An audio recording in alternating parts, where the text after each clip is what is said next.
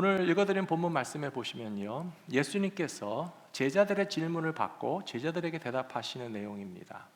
예수님과 대화를 나누는 대상에 따라서 주님의 교훈이 조금씩 다른 그런 방향으로, 물론 내용 자체가 맞고 틀리다는 것이 아니고요, 주님의 말씀을 처음 듣는 사람들에게 하시는 말씀과, 그리고 주님의 말씀에 대적하는 사람들과 좀 이렇게 충돌하시는 말씀이 있고, 그러나 오늘 예수님이 하시는 말씀의 대상은 제자들이 예수님을 믿고 따르면서도 또 예수님에게 하는 그 질문에 대해서 답해 주시는 내용이라는 사실을 우리가 좀 주목할 필요가 있습니다. 왜냐하면 우리들도 예수님을 믿고 따르는 사람들이기 때문에 분명히 제자들에 속한다라고 볼 수 있는데요, 그런데 오늘 예수님의 제자들이 예수님에게 무슨 질문을 했는가 하면, 천국에서 누가 더 큰 사람입니까? 라고 하는 자신들의 관심사에 대해서 예수님에게 질문하고 있었고, 예수님은 거기에 대한 답변을 하시면서 너희가 돌이켜서 어린아이처럼 되지 않으면 천국에 아예 들어가지도 못한다 라고 하는 굉장히 엄중한 교훈을 우리에게 주시고 있다는 그 의미를 잘 생각해 보시면 좋겠습니다. 어린아이들이 장성해서 어른이 되는 것은 참 좋은 일입니다. 아마 집집마다 아드님 따님들 이제 거의 다 키우셨을 것이고요, 손자 손녀들이 있으시다면 그 아이들이 자꾸 해년마다 자라는 것을 보면 기쁘시죠. 자라나야만 됩니다. 키도 커야 되고요, 힘도 세져야 되고요, 지식도 많아져야 될 뿐만 아니라 특별히 자녀들이 식탁에 앉아서 찬송을 부른다든지 식사 기도를 한다든지 함께 교회에 와서 신앙생활을 하는 것을 보신다면 믿음에 관해서도 잘 자랐기 때문에 참 안심이 된다라고 하는 것을 느끼실 것입니다. 그런 의미에서는 아이들이 자라서 어른이 되는 것이 당연한 것이고 꼭 필요한 일이지만, 그런데 참 이상하게도 어른이 된 다음에는 아이 때 것을 잃어버리는 것도 있습니다. 순수했던 것이 사라집니다. 아이들 때에는 정말 중요하게 생각했던 것들이 어른이 되고 나서는 별로 중요하지 않다라고 생각하는 것이 과연 옳으냐라고 예수님은 말씀하시면서, 오늘 본문에서 제가 주목하기 원하는 것은 제자들에게 말씀하시기를 너희는 돌이켜서 오히려 어린아이와 같은 마음을 회복하지 않으면 천국에 들어갈 수 없다라고 하는 말씀의 의미를 먼저 생각해 보시면 좋겠습니다. 저희 교회 중고등부 학생들이 많이 있었고, 또 교회 마당이나 운동장이나 친교실에서 막 뛰어놀고 할 때 참 보기가 좋았습니다. 예전에 그 많던 학생들이 지금 어디 갔나 궁금한 생각도 드는데요, 그 학생들이 고등부 때쯤 되었을 때 막 땀 뻘뻘 흘리고 교회 마당에서 농구도 하고 친교실에 앉아서 이렇게 이야기하고 있을 때 제가 다가가서 이야기도 하고 대화도 하다가 팔씨름을 한번 해보자 그랬습니다. 남학생들과 그 학생들이 고등부 있을 때는 제가 팔씨름을 하면요, 제가 이겼습니다. 그래서 야, 목사님 세지. 아마 그 학생들이 팔씨름 요령이 없어서 좀 그랬던 것 같은데 여러 명을 이기고 또 대화도 하고 그랬던 것이 생각이 나는데요, 몇 년이 흘러서 그 학생들이 대학생이 됐거든요. 대학생 된 친구들에게 야, 옛날에 목사님하고 팔씨름 하던 거 생각나냐? 우리 다시 한번 해볼까? 그래서 탁 잡았는데 안 되겠더라고요. 애들이 벌써 근육이 많아지고 운동도 많이 하고 그래가지고 몇 년 사이에 막 80으로도 못 이기게 되는 상대가 된 것이 저는 오히려 기뻤습니다. 이렇게 아이들이 자라고 교회에서 점점 더 대학부가 되고 청년이 되어가는 것은 참 감사한 일인데요, 그러나 우리가 잊지 말아야 될 중요한 사실이 있습니다. 우리들을 다 포함해서 아이들 때에 가지고 있었던 것을 어른이 된 다음에 잃어버리신 것들이 분명히 있으시죠. 그것은 뭐냐 하면요, 우리가 어른이 됐다고 굉장히 교만해졌다는 거예요. 어른이 됐다고 너무 자신감이 충만하다는 거예요. 이제는 어른이 됐으니까 내 인생쯤은 내가 얼마든지 살 수 있다라고 하는 생각이 우리 마음속에서 팽배해지면서 그 다음에 잘못된 길로 가는 것이 무엇인가 하면 하나님 필요 없다라고 하는 생각하게 된다는 것이죠. 어린아이들이 약할 때에는 당연히 부모의 도움을 청합니다. 그런데 어느 순간에 여러분들 그런 생각 들지 않으셨어요? 맨날 엄마 찾던 우리 아들이, 우리 딸이 어느 순간부터 나를 안 찾잖아요. 지가 다 알아서 하겠다고 엄마 안 도와줘도 돼. 또 아빠가 뭐 도와주겠다고 나서면 아빠가 뭘 한다고 그래? 영어도 잘 못하면서. 그런 식으로 나오면 섭섭한 마음이 들 수도 있잖아요. 하나님 앞에서 우리들의 모습이 그렇다는 겁니다. 어렸을 때에는, 약할 때에는, 어린아이일 때는 순전한 마음으로 하나님을 의지하는 생각들을 가지고 살던 사람들이 이제 좀 내가 강해졌고 내 힘으로 내 인생을 살아갈 수 있다고 생각하는 순간에 하나님도 필요 없다라고 하는 수준까지 나아가면 그것은 바로 영적인 교만이 될 수 있기 때문에 오늘 예수님께서 하시는 말씀이 돌이켜서 어린아이와 같이 되는 것은 곧 겸손한 것이다 라고 하는 사실을 기억하시면서 주님의 말씀을 기억하신다면 저와 여러분들이 천국에 가서도 누가 더 크냐, 누가 더 인정받냐, 누가 더 뻐기고 자랑할 수 있느냐라고 하는 것에는 전혀 신경 쓰지 않고 우리를 구원과 생명과 하나님 나라로 인도하시는 은혜에 감사 감격하면서 살아가실 수 있는 저와 여러분들이 되실 줄로 믿습니다. 아이들의 장점을 보시자면요, 아이들은 굉장히 단순한 것을 좋아합니다. 아이들이 별거 아닌 것을 되게 좋아하는 것을 보면 어른들의 눈에 볼 때는 되게 유치하다고 생각될 수 있습니다. 저도 돌아보니 제가 어렸을 때 원하고 바라는 것들은요 참 시시한 것들이었습니다. 전에도 말씀드렸지만 제가 어렸을 때 바라던 것은 그냥 운동회 날에 새 신발을 신고 싶었을 뿐이에요. 제가 어렸을 때 참 좋아하던 것은 아버지와 중국집에 가서 짜장면을 먹는 것을 좋아했습니다. 제가 얼마나 허겁지겁 맛있게 열심히 먹었던지 아버지가 쳐다보시더니 야, 천천히 먹어라, 창피하다 그럴 정도로 너무 맛있게 먹던, 그냥 원하고 바라는 것이 그런 정도밖에 안 됐어요. 어느 날 학교에서 좋은 성적표를 받아서 점수를 잘 받으니까 어머니가 기분 좋으셔서 시장으로 데리고 가셔서 시장 통닭을 사주셨어요. 그래서 어머니에게 칭찬을 받고 시장에서 통닭을 먹는 것이 기분이 좋아서 다음에도 좀 성적이 잘 나왔으면 좋겠다라고 할 정도로 제가 어렸을 때 바라고 소원하는 것들은 참 별거 아닌 시시한 것들이었습니다. 어른이 돼서 생각해보니 참 그 정도 수준밖에 되지 않았나 싶을 정도로 아이들은 바라고 원하는 것이 굉장히 심플하다는 것이에요. 우리가 어렸을 때는 학교에서 많이 부르고 배우는 노래 중에 하나가 우리의 소원은 통일이라는 노래가 있었습니다. 기억나십니까? 이 자리에 계시는 어르신들도 다 아시는 노래잖아요. 요새는 아무도 안 부릅니다. 왜 그럴까요? 어른들에게 우리의 소원은 통일입니다 그러면 되게 우습게 생각할 거예요. 야, 통일은 무슨, 지금 이 마당에 꼭 통일을 해야 되겠냐? 통일을 해야 되면 비용도 많이 들고 남과 북이 얼마나 격차가 많이 생겼고 복잡하고 골치 아픈 일들이 많이 생겨날 텐데 통일 같은 소리 하지도 말고 그냥 이대로나 더 싸우지 말고 조용히 살았으면 좋겠다라고 생각하는 것은 어른들의 사고방식입니다. 그러나 어린아이들에게는 가르쳐주면 가르쳐주는 그대로 우리의 소원은 통일이라고 노래를 부르지 않습니까? 제가 통일에 대해서 말씀드리려는 것이 아니고요, 과연 어른들이 되어서도 하나님의 나라에 대한 그런 순수한 열망을 여전히 가지고 계시느냐, 이런 것이에요. 천국 가야 된다고 생각하면 아이들은 그렇죠, 예수님 계시는 천국, 하나님 아버지 계시는 천국, 나는 가야 됩니다. 어떻게 해야 천국 갈 수 있고 어떻게 하나님 나라 백성으로 살 수 있습니까? 라고 하는 열망이 아이들에게는 순수하게 남아있을 텐데요, 어른들 가운데는 참 이상하게도 천국? 죽으면 가는 것이고 예수 믿고 천국 가면 됐지, 뭐 그렇게 요란 법석을 떨면서 천국을 찾고 하나님 나라가 뭐 그렇게 대단한 것이냐라고 하는 생각을 하는 어른들에게 예수님께서 말씀하시기를 너희가 돌이켜서 어린아이와 같이 하나님의 나라를 또 받들지 않는다면 하나님의 나라에 들어갈 자격이 있다고 말할 수 있겠느냐, 도전해 주시는 말씀의 의미를 잘 생각해 보시면 좋겠습니다. 그래서 오늘 본문 말씀과 굉장히 유사한 내용이 마가복음 10장에 나오는데요, 여기서는 예수님께서 이렇게 말씀하셨거든요. 같이 한번 읽어보실까요? 내가 진실로 너희에게 이르노니 누구든지 하나님의 나라를 어린아이와 같이 받들지 않는 자는 결단코 그곳에 들어가지 못하리라 하시고, 사랑하는 성도 여러분, 천국이 별거 아닌 게 아닙니다. 하나님의 나라가 그냥 예수 믿고 죽어서 가면 되는 정도가 아닙니다. 정말 천국이라고 하는 것이 얼마나 소중한 것이고 우리는 반드시 가기 위해서 우리 마음에 열망이 부풀어서 차고 올라야 되고요.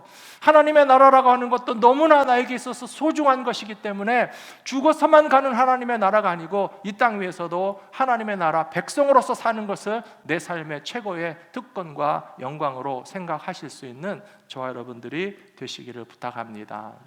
우리 성도님들도 잘 아시는 박혜미 목사님께서 지난 4월 말에 하나님의 부르심을 받으셨죠. 제가 목사님 생각하다가 최근에 어떤 신문 기자가 목사님과 인터뷰한 기사를 보면서 목사님의 마음이 그러셨겠구나 하는 생각을 좀 더 하게 됐습니다.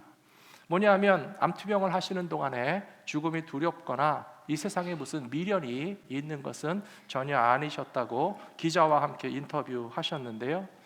기자가 전하는 인터뷰 내용을 보시면 하나님의 나라를 향한 소망이 점점 커지시는 생활을 하고 계셨다는 것을 알 수가 있습니다. 그래서 기자와 인터뷰하시는 중간에도 찬송가를 흥얼거리셨다고 하잖아요.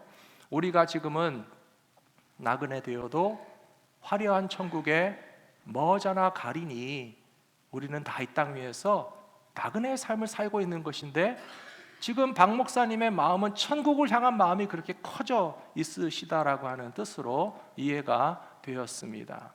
그리고 기자가 전하는 이야기를 보시면 박 목사님도 그동안 이 땅에 살면서 비본질적인 것에 욕심을 낸 적도 있으셨고요. 그런데 이제 천국을 바라보는 마음이 더 커지자 그런 것들은 다 내버려 놓게 되었고 그동안 남편으로서나 아버지로서나 부족했던 것들을 회개하면서 이제는 남은 인생을 어떻게 살까, 어떻게 더 뜻깊은 삶을 살까라고 하는 생각을 더 많이 하시게 되었다라고 하는 이야기를 전해 주시는 것을 제가 기사를 통해서 보았습니다. 사랑하는 성도 여러분, 우리의 인생에 여러 스테이지가 있는 것은 사실입니다. 어렸을 때 바라보는 인생의 소망이 있고요. 젊고 왕성해서 뭔가 세상에 대한 열정을 갖고 열심히 사는 때도 물론 있으시겠죠. 필요합니다. 그러나 우리가 항상 잊지 말아야 할 우리에 있어서 가장 본질적인 타겟이 있고 피니쉬 라인이 있는데요. 그것은 세상 떠나기 전에 묵상하시던 박 목사님뿐만 아니라 저와 여러분 모두도 천국에 대한 소망, 하나님의 나라에 대한 그런 열정을 가지고 지금 우리는 다 나그네 삶을 살고 있는데 결국은 화려한 천국에 가게 될 것이다 라고 하는 것에도 더욱더 마음을 집중하시면서 살아가실 수 있는 믿음의 사람들이 되시기를 부탁합니다. 그러면 예수님께서 마음을 돌이켜서 어린아이들과 같이 그 본질적인 것에 집중하게 되었구나 라고 칭찬해 주실 거라고 믿습니다. 두 번째로 예수님께서 어린아이에 관한 이야기를 하시는 이유는 주님은 언제나 힘이 없고 연약한 백성들과 예수님 당신 자신을 동일시하신다라고 하는 사실입니다. 오늘 읽어드린 본문 말씀 마태복음 18장 5절에 보시면 주님이 이렇게 말씀하셨죠. 누구든지 내 이름으로 이런 어린아이 하나를 영접하면 곧 나를 영접함이다. 예수님께서 어린아이를 이렇게 소중하게 생각하시고 예수님 당신 자신과 동일시해 주시는 것이 우리들에게도 참 고마운 일이라고 생각합니다. 왜냐하면 우리는 나이는 어리지 않지만 우리도 연약한 자입니다. 관심이 필요한 존재입니다. 또 주님의 돌보심이 참 필요한데요. 우리와 같이 때로는 고아이고 때로는 과부이고 때로는 나그네이고 때로는 어린아이와 같이 미약한 존재인 우리들에게 대해서 예수님께서 동일시하시면서 이렇게 약한 자를 바라볼 때 예수님을 바라보는 것처럼 잘 돌보아 주라라고 하는 것이 얼마나 고마운 일이 아니겠습니까? 요즘 미국이나 한국이나 할 것 없이 전 세대의 나이에 속하는 사람들에게 있어서 아주 중요한 이슈 중에 하나가요, 외로움이라고 합니다. 청소년들이 뭔가 좀 유혹을 받고 자꾸 잘못된 길에 빠져드는 이유 중에 하나는 외로움이고, 친구들이 많은 것 같아 보이지만 친구들이 많지 않고요, 이렇게 스마트폰이나 인터넷이나 그런 것을 하면서도 오히려 왕따 현상이 일어나고 밖에 나가서 친구들과 교제하는 일들은 없은 채 청소년들 10대, 20대, 30대도 굉장히 그 외로움이 심각하다는 기사를 보셨을 거예요. 근데 아마 다른 연령대 있으신 분들은 어떠십니까? 니네만 외롭냐? 나도 외롭다.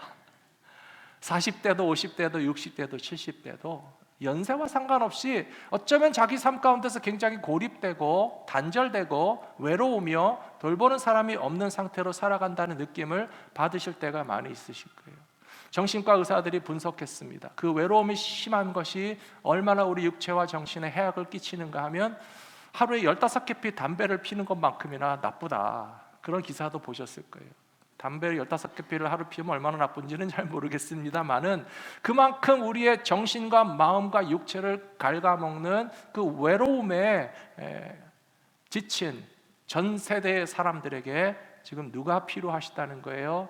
예수님이 필요하다는 것이죠.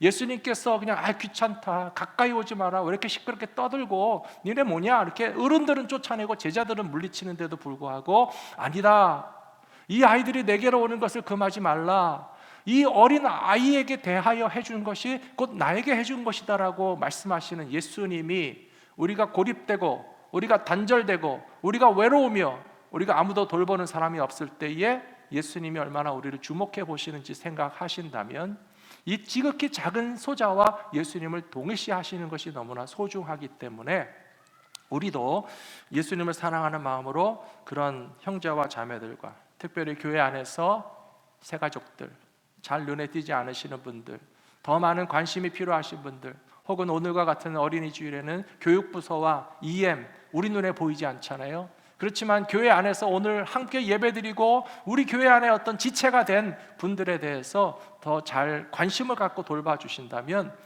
그 자리에 먼저 가서 계시는 예수님을 우리도 만나게 될 것이라고 저는 믿습니다. 마태복음 25장에서 주님이 이렇게 말씀하셨습니다. 비유로 말씀하셨죠. 임금이 대답하여 이르시되 내가 진실로 진실로 너희에게 이르노니 너희가 여기 내 형제 중에서 지극히 작은 자 하나에게 한 것이 곧 내게 한 것이니라 말씀하시는 예수님을 우리가 찾아가서 관심을 갖고 함께하는 그 자리에서 만나시게 될 줄로 믿습니다. 마지막 세 번째로 어린아이와 같이 순수한 마음으로 하나님의 나라를 기대하는 열망이 가득한 사람들은 천국에서 별과 같이 빛나게 될 것이라고 저는 믿습니다. 물론 오늘 본문 말씀 시작할 때에 예수님의 제자들의 질문이 좀 실망스러운 질문이었습니다. 제자들이 뭘 질문했죠? 천국에서 누가 더 큽니까? 제자들이 맨날 그런 데 관심이 있었어요. 그러니까 맨날 예수님 뒤에서 쏙닥쏙닥 하면서 야, 예수님한테 제일 많이 충성하는 사람이 누구야? 예수님이 필요할 때마다 제일 불러서 이것저것 시키고 예수님 하시는 일마다 가장 오른팔 왼팔 같이 쓰이는 사람이 누구야? 그러면서 막 경쟁했잖아요. 그리고 세베대의 아들 야고보와 요한과 같은 경우에는 어머니를 동원해서 예수님에게 로비도 했어요. 한국식으로 표현하면 치맛바람도 일으켰어요. 그래서 예수님에게 찾아와서 당신이 왕의 자리에 앉으실 때에 우리 아들들 야고보와 요한을 당신의 오른편과 왼편에 앉혀주십시오 라고 할 만큼 제자들은 뒤에서 언제나 누가 더 크냐라고 하는데 굉장히 관심이 많았어요. 그 심리 상태가 다 드러나는 것이 참 웃기는 일인데요, 야고보와 요한이 그렇게 엄마를 동원해가지고 예수님한테 로비했다라고 하는 소리를 들었을 때 그런 거에 관심이 없는 사람들이라면 어떻게 됩니까? 뭐 이렇게 쓸데없는 거 가지고 뭐 서로 잘났다고 그러냐, 나는 괜찮아라고 그냥 코웃음 치고 넘어가야 되는데요, 성경에 보시면 그렇지 않잖아요. 나머지 10명의 제자들도 다 씩씩거리면서 우리 엄마는 뭐 하고 있어? 우리 엄마도 와갖고 오른팔 왼팔 세워달라고 좀 예수님한테 요청해야지, 나도 천국에서 큰 자가 되고 싶은데, 그 생각들이 모든 제자들에게 다 있었어요. 근데 예수님께서 우리들에게요, 정말 천국이라고 하는 것이 어떤 것인지 알려주시는 비유의 말씀이 많이 있습니다. 복음서를 읽어보시면 예수님은요, 비유에 대해서도 비슷한 것들 묶어서 시리즈로 말씀하시는 경우가 있었던 것 같아요. 예를 들면 누가복음에 보시면 그런 비유 시리즈가 3가지가 나오는데요, 잃어버린 것을 찾는 것에 대한 시리즈가 누가복음 15장에 나오잖아요. 제일 먼저 보시면 어떤 목자가 양을 잃어버렸는데 그 목자는 잃어버린 양을 찾고 찾다가 그것을 다시 찾으면 너무 기뻐한다. 잃어버린 것을 찾는 이야기가 나와요. 어떤 여자가 집에서 드라크마 동전을 잃어버렸는데 그 잃어버린 동전을 찾고 찾던 여자가 마침내 찾으면 되게 기뻐한다. 그런 이야기가 나와요. 비슷한 유형의 이야기가 시리즈로 나오잖아요. 그리고 세 번째 누가복음의 유명한 말씀은 바로 탕자의 비유입니다. 탕자의 비유는 제목은 탕자라고 붙여져 있지만 이 시리즈로 봤을 때는 어디에 포커스가 있어야 되는가 하면 아버지에게 포커스가 있어야 돼요. 양을 잃어버렸던 목자가 양을 찾으니까 기쁘죠. 드라크마 잊어버렸던 여자가 드라크마 찾으니까 기쁘죠. 그러면 탕자의 비유에서도 누구의 마음을 우리가 초점을 맞춰서 이해하셔야 돼요? 아버지의 마음이잖아요.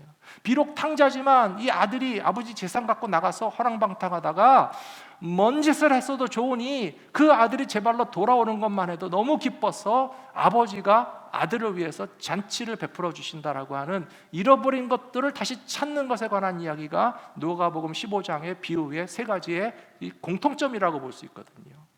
결국 우리에게 무엇을 말씀하시는가 하면요, 천국에서 중요한 것은요, 제자들끼리 누가 더 잘나서 크냐 높으냐 공이 많냐 하나님께 상을 받냐 그게 중요한 것이 아니고요, 하나님의 나라에 구원받은 백성들이 도로 가게 되는 것을, 잃어버린 영혼을 찾게 되는 것을 아버지 하나님이 얼마나 기뻐하시는지 아느냐라고 하는 말씀을 예수님이 우리에게 알려주시기를 원하는 것이라고 저는 생각합니다. 사랑하는 성도 여러분, 하나님 아버지를 기쁘게 하기 원하십니까? 하나님 아버지를 기쁘시게 하는 삶을 살기 원하십니까? 우리들 자신이 당연히 하나님 아버지께로 돌아가는 탕자가 되어야 되고요, 아버지의 품으로 돌아가는 탕자가 되어야 되고요, 하나님이 가장 기뻐하시는 것은 우리 말고도 잃어버린 양이, 잃어버린 동전이, 아직까지 하나님 아버지께로 돌아오지 않은 영혼들이 다시 돌아오는 것을 하나님 아버지가 가장 기뻐하신다는 사실을 알고 그 일을 행하신다면 천국에서 빛나는 믿음의 존재로 삼아 주실 것이라고 믿습니다.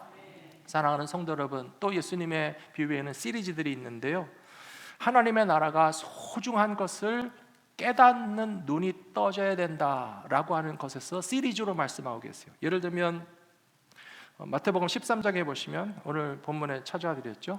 보여주시겠습니까? 천국은 마치 밭에 감추인 보화와 같으니 사람이 이를 발견한 후에 숨겨두고 기뻐하며 돌아가서 자기의 소유를 다 팔아 그 밭을 사느니라. 그렇게 되어 있어요. 이 말씀의 뜻을 잘 생각해 보십시오. 이 땅이 내 땅이 아니에요. 남의 땅에서 농사를 짓는 소작인입니다. 근데 남의 땅에서 농사를 짓다가 탁 해다 보니까 보물상자가 나왔어요. 그럼 어떻게 되겠습니까? 순진하고 양심적인 사람은 땅 주인에게 갔다가 당신의 땅에서 보물상자가 발견됐습니다. 비유는 뭐 그렇게 해석 안 하셔도 돼요. 비유니까. 남의 땅인데 보물상자를 발견했으면요, 잘 덮어놓고 자기가 가진 것을 다 팔아서 그 땅을 소유하고 땅의 소유주가 된 다음에 그 땅에서 나온 보물상자를 가지는 것이 나쁜 것이 아니라는 거예요. 이것은 무슨 뭐 그런 다른 세상적인 이야기를 하시는 것이 아니고요, 천국의 소중함을 깨달았다면 그것을 적극적으로 추구해서 쟁취해야 된다는 것을 가르쳐 주시기 위한 비유로서 이해하시면 되는 거예요. 같은 시리즈로 나오는 비유가 두 가지가 더 있는데요, 하나는 뭐냐면 진주장사가 있습니다. 그거 아직 말씀 아니에요. 진주장사가 있는데 소소하고 짜잘한 진주를 사고 파는 비즈니스를 하다가 아주 크고 좋은 진주를 발견했어요. 여러분들 가운데 어떤 그런 비즈니스를 해보신 분들은 아실 거예요. 자잘한 물품들을 사고 팔면 그 이윤이 많이 남습니까? 안 남습니까? 별로 안 남잖아요. 뭐 점뛰기라는 말도 하잖아요. 근데 별로 그런 것을 하다가 아주 큰 빅딜을 하나 만났어요. 그러면 그 빅딜을 성사시키면 그냥 점뛰기 하던 짜잘한 장사와 비교할 수 없이 큰 프로핏을 얻으실 수가 있겠죠. 그러면 그 빅딜은 어떻게든지 성사시키기 위해서 노력하지 않겠습니까? 그래서 진주장사의 이야기는 같은 시리즈로서 말하는 것인데, 이것은 비즈니스에 대해서 말하는 것이 아니고 하나님의 나라의 밸류와 가치가 너무 큰 것이기 때문에 우리가 그렇게 소소한 짜잘한 진주들만 사고 팔고 하는 수준에서 살지 말고 진짜 하나님의 나라라고 하는 최고의 가치를 가지고 있는 그 빅딜을 쟁취하기 위해서 추구하는 삶을 살아라라고 하는 뜻으로서 예수님께서 그 비유를 말씀하신 거예요. 같은 시리즈에 나오는 또 다른 비유는 뭐가 있는가 하면요, 어부가 바다에 그물을 담궜는데 그물을 땡겨서 올린 다음에는 열어보고 물고기들을 선별한다는 거예요. 물고기 잡아보신 분들은 알겠지만 때에 따라서 아주 유익하고 쓸모있는 비싼 물고기도 있고요, 그냥 부피만 차지하고 별로 쓸데도 없고 맛도 없고 팔 수도 없는 그냥 쓸데없는 물고기들도 있잖아요. 그런 건 다 치워버려야 되죠. 그리고 그물 안에서 좋은 것만 걸러내는 것이 어부가 해야 되는 일입니다. 이 세 가지 비유의 말씀이 우리에게 가르쳐 주시는 시리즈의 내용은 뭐냐면요, 우리들이 천국과 하나님에 대한 그 밸류를 얼마나 크게 생각해야 되는지를 가르쳐 주는 말씀이라고 생각합니다. 사랑하는 성도 여러분, 천국을 향하는 마음이 밭에서 보물상자를 발견한 것 같아서 그 밭도 사고 보물상자도 얻고자 하는 열심이 생겨나시게 되기를 축원합니다. 진주 장사와 같아서 이와 같이 크고 좋은 진주는 내가 무조건 사든지 소유하든지 그 딜을 성사시켜서 정말 반드시 소유해야 되겠다라고 하는 마음으로 천국을 향한 그런 열망이 커져 가시게 되기를 부탁합니다. 그래서 예수님께서 마태복음 11장에도 하신 말씀을 보시면 참 이해되지 않지만 이런 말씀이 있어요. 세례 요한의 때부터 지금까지 천국은 침노를 당하나니 침노하는 자는 빼앗느니라 라고 되어 있어요.